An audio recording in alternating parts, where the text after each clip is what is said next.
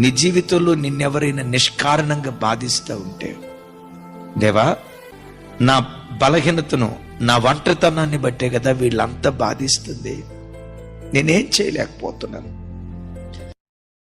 అయ్యా.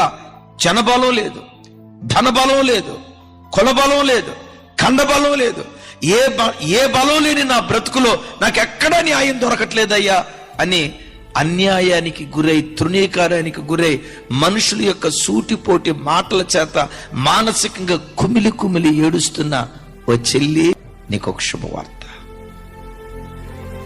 ఎవడు నిన్ను బాధించాడో వాడి ముక్కుకు గాలం తగిలించి నీ పాదాల మీద నా దేవుడు పడైపోతున్నాడు. జాగ్రత్త.